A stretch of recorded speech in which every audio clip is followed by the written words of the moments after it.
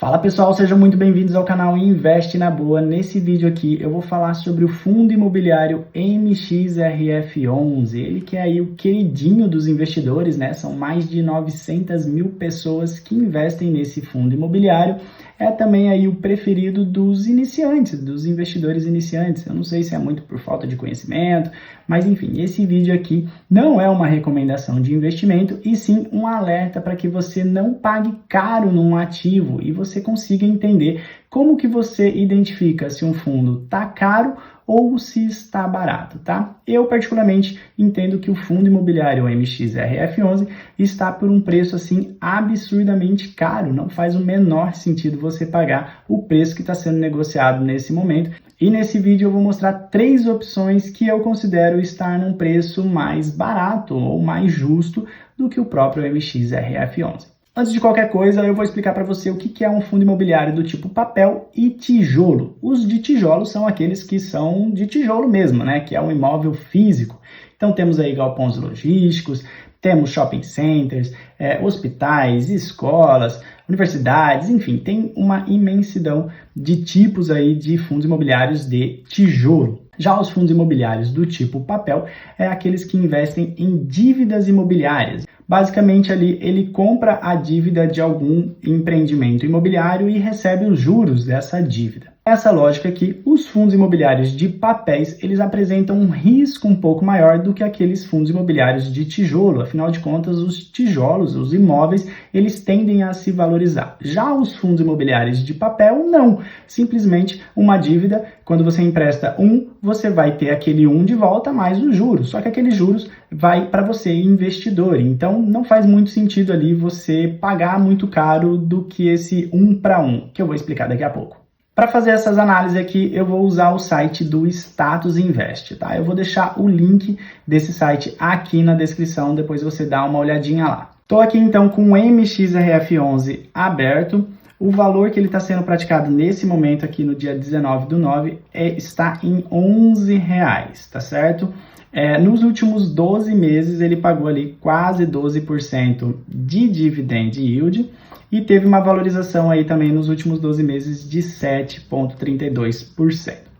Descendo um pouquinho aqui a tela, a gente consegue chegar onde eu quero mostrar para vocês que não faz o menor sentido você pagar R$11 por esse fundo. Por quê? Porque o valor patrimonial desse fundo está em R$10. E o que é esse valor patrimonial? É a soma ali de todos os seus CRIs, que são aquelas dívidas que eu expliquei agora há pouco. E o preço sobre o valor patrimonial está em 1,10. Isso quer dizer que você está pagando, então, 10% a mais do que vale esse fundo.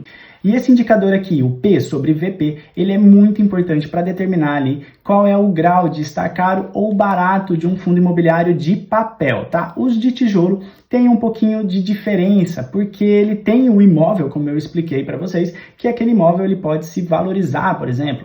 Dependendo do momento que você for comprar ali um fundo imobiliário de tijolo, aquela avaliação daquele patrimônio, daquele imóvel, ela pode estar desatualizada, diferente da dívida que eu expliquei para vocês, que é 1 para 1. Por isso que nos fundos imobiliários de papéis é muito importante que você tenha isso em mente.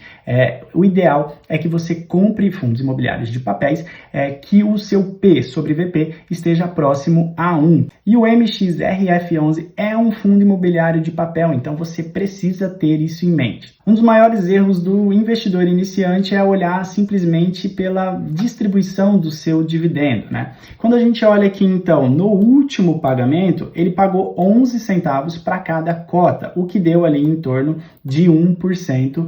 Como eu expliquei, o P sobre VP ele está com 10% de ágio, tá? E nesses casos, o P sobre VP ele tende a voltar a 1. Então, em algum momento vai ter uma correção de preço. Então, se você olhar apenas para esse rendimento de 1%, não faz tanto sentido, porque se você descontar, por exemplo, uma possível desvalorização de 10% da cota, você vai ter aí praticamente 0,8%, 0,9% de rendimento. Então, todo esse pacote precisa ser analisado. Além disso que eu expliquei, tem algumas coisas aqui na sua carteira que não me agradam tanto e eu vou mostrar para vocês. Como que faz para você achar o relatório gerencial desse fundo, tá? Então aqui no site você vai clicar em comunicado e ele vai descer a página. Você vai procurar ali o relatório gerencial e a gente vai abrir esse relatório.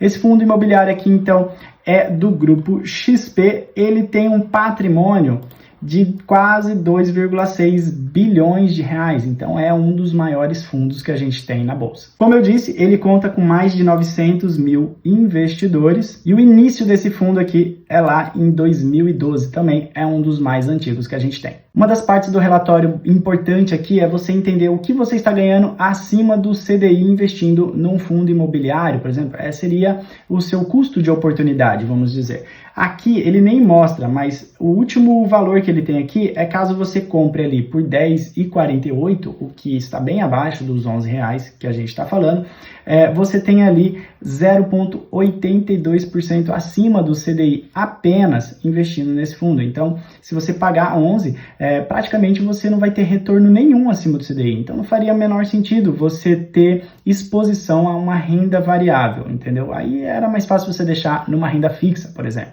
Outro ponto importante aqui é o indexador dos seus CRIs, né? Estamos falando então de CDI mais 2,7 mais ou menos e também IPCA mais 7,48%.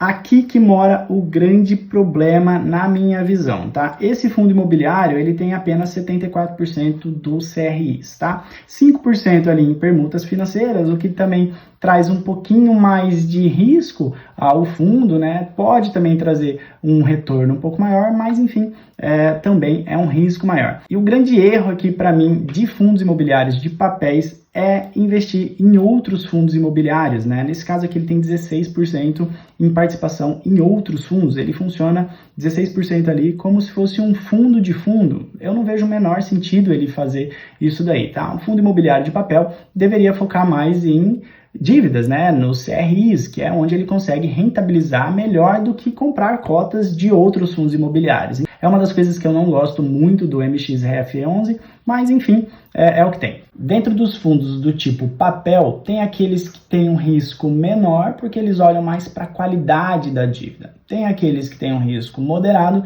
e outros que têm um risco mais agressivo, porque eles não olham tanto assim para a qualidade e sim para a rentabilidade. Não necessariamente ele vai te entregar essa rentabilidade alta, que é o que está acontecendo com diversos fundos por aí que está tendo calote, ou seja, ele não está recebendo aquilo que ele pretendia, então o fundo está sendo bastante penalizado. O MXRF11 eu considero ele como um risco moderado. Agora eu vou mostrar exemplos de fundos imobiliários que, na minha visão, eles estão mais justos do que o MXRF11. O primeiro deles é o KNSC11, ele está sendo negociado por R$ 91,30.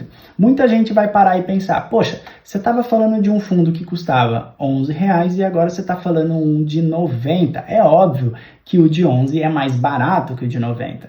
E não é assim que a gente deve olhar. Lembra que eu falei sobre o P sobre VP. Aqui, se esse fundo aqui quisesse, por exemplo, desmembrar as suas cotas por 10, então esse preço cairia ali por volta dos R$ 9,00. Então não é bem assim que a gente precisa analisar. Esse fundo aqui pagou então quase 11% nos últimos 12 meses e teve uma valorização de mais de 6% também nos últimos 12 meses. Descendo um pouquinho aqui a tela, vocês vão ver o que eu estou falando, que esse fundo aqui, embora ele esteja sendo negociado ali por R$ 91,00, ele tem justamente esse valor de patrimônio, ou seja, o seu P sobre VP está em 1. Então, na teoria, você está pagando o preço justo por esse fundo, diferente do outro que a gente falou. No último mês, esse fundo pagou 80 centavos para cada cota, o que deu ali quase 0,9%. Lembra que eu falei ali que mesmo que o MXRF11 estava pagando 1%,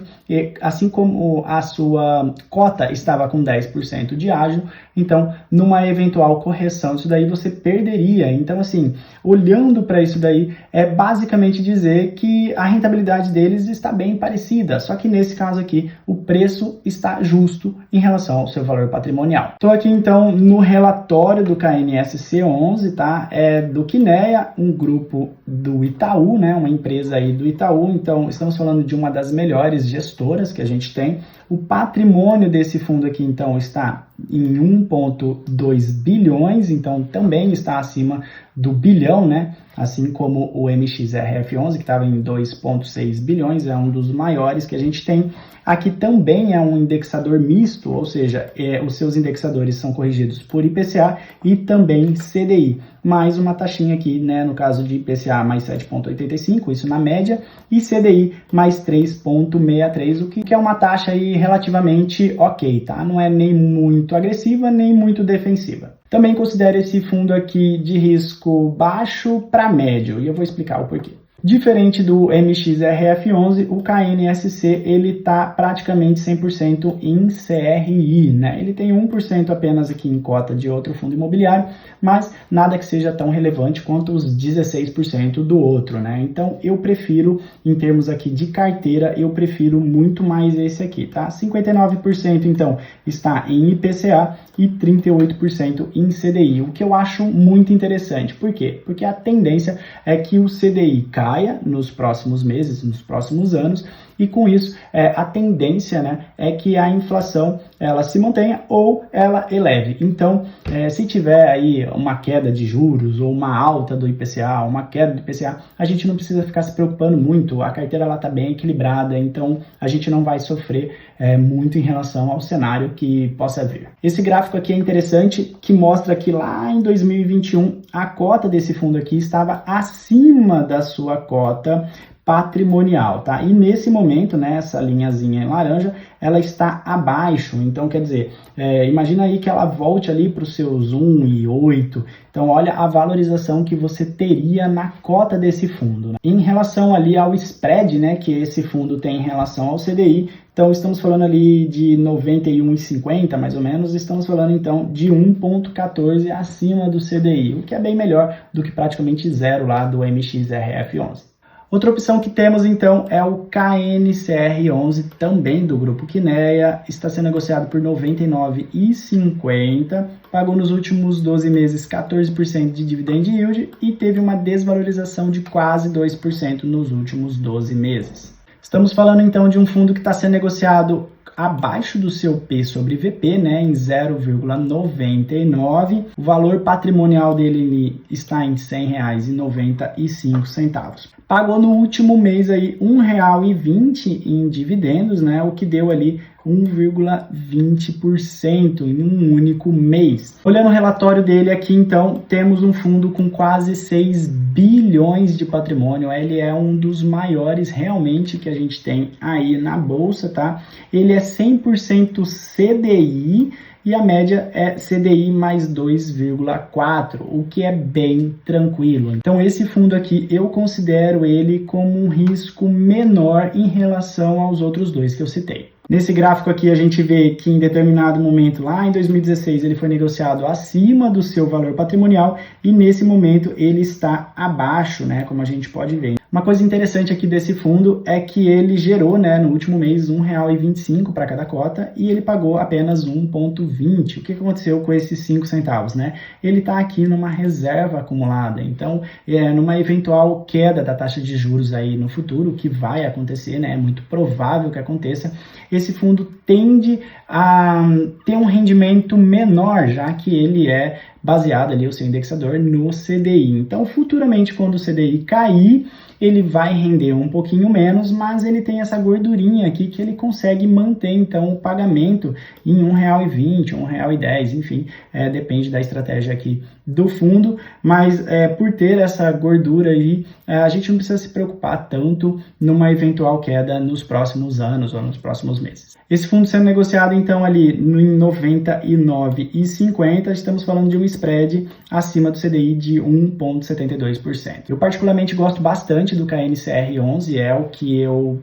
prefiro, né, na hora de comprar, dentre as opções que a gente tem nesse momento. Ele está abaixo do seu valor patrimonial, como eu disse, e também tem um risco menor em relação aos outros dois que eu citei, embora o KNSC também esteja bem interessante. Já o MXRF11 eu confesso que não é o preço que eu gosto de pagar. A última opção aqui, então, na verdade, não é um fundo imobiliário, e sim um fiagro, né? Mas ele funciona basicamente como um fundo de papel ali dos fundos imobiliários, né? Afinal de contas, estamos falando de dívidas, mas agora não ao setor imobiliário, e sim do setor agrícola. E aqui eu quero só mostrar para vocês que tem possibilidades mais baratas, tá? Isso daqui não é uma recomendação de investimento para você, então fique ligado nisso. Estou falando então do VGIA 11, ele está sendo negociado ali por R$ 9,35, pagou quase 18% em dividend yield dos últimos 12 meses e se desvalorizou quase 7%. O seu valor negociado em relação ao seu valor patrimonial está abaixo ali do preço justo, né? Então está em 0,98, o seu preço justo ali estaria em 9,51. Pagou no último mês 13 centavos para cada cota, o que deu ali então 1,34% de rendimento. Lembrando aqui que os dividendos dos fundos imobiliários e dos fiagros, eles são isentos de imposto de renda. Vale ressaltar que os fiagros, eles são bem recentes aqui no Brasil, né? Então, todo cuidado é pouco nessa hora, ainda é um mercado muito novo.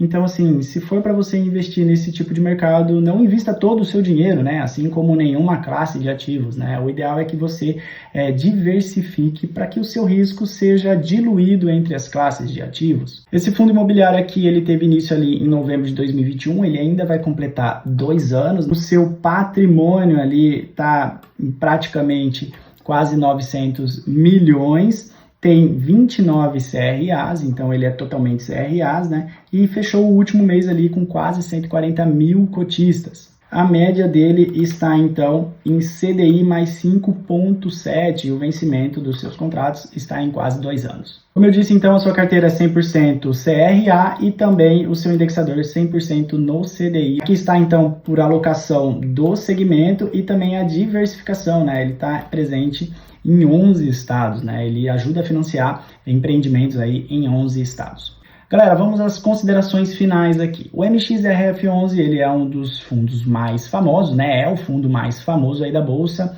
assim como grande parte dos investidores, eu também tenho cotas desse fundo, tá? Não quer dizer que eu preciso comprar elas a esses preços. Eu preciso vender essas cotas porque elas estão muito valorizadas? Também não, tá? Isso vai depender muito da sua estratégia de investimento. Não é muito a minha ficar girando carteira, até porque qualquer venda com lucro que você tiver, você precisa pagar imposto de renda sobre esse lucro, tá? É diferente das ações que tem ali um valor isento, tá? De imposto. A não ser que você tenha ali algum prejuízo acumulado e você sim consegue fazer uma compensação desse prejuízo com esse lucro. Mas enfim, aí é trabalho de cada pessoa. Não faz muito sentido para mim nesse momento, então qualquer dinheiro que eu tiver que investir daqui para frente, eu simplesmente deixo esse fundo, o MXRF11, de lado, porque não está no preço que eu acho interessante, e foco ali para as outras opções. Como eu disse, eu particularmente, eu prefiro muito mais o KNCR11, tá? Um preço muito mais justo, é um ativo que foca mais ali na qualidade do seu crédito, então a chance de dar um calote, dar algum problema é muito menor. Lembre-se que é sempre possível, estamos falando de fundos imobiliários que investem em dívidas, então é uma operação de crédito e naturalmente pode sim haver um calote aqui ou acolá, mas o que você precisa entender é a alocação daquilo ali, ela não pode estar muito grande num único credor, então se aquele credor der um calote, possivelmente, se ele for uma parcela pequena ali da carteira daquele fundo, não vai significar tanto no rendimento daquele mês, né? Como eu disse, esse vídeo não é uma recomendação de investimento, não é para você sair comprando ou vendendo nada, simplesmente porque você assistiu um vídeo ou outro. O meu intuito aqui era mostrar para vocês como que vocês conseguem avaliar se um fundo ele está caro ou se ele está barato, né? No caso aí dos fundos de papéis, tá? Os fundos de tijolos, como eu disse lá no começo, eles são um pouquinho diferentes. Aí é tema para um outro vídeo. Se você gostou então desse vídeo, não esqueça de deixar o seu like, deixa aí também nos comentários se você é um investidor desse fundo, né, do MXRF11, se você está comprando, se você está vendendo, deixa aqui nos comentários também as suas críticas, os seus elogios, a sua sugestão, quem sabe a sua dúvida não vire aí um tema para um vídeo. Não esqueça também de se inscrever nesse canal, passar aí para os seus amigos se você gostou de mim. Se você não gostou de mim, passa aí para quem você não gosta, beleza? Então é isso, a gente se vê no próximo vídeo. Tchau!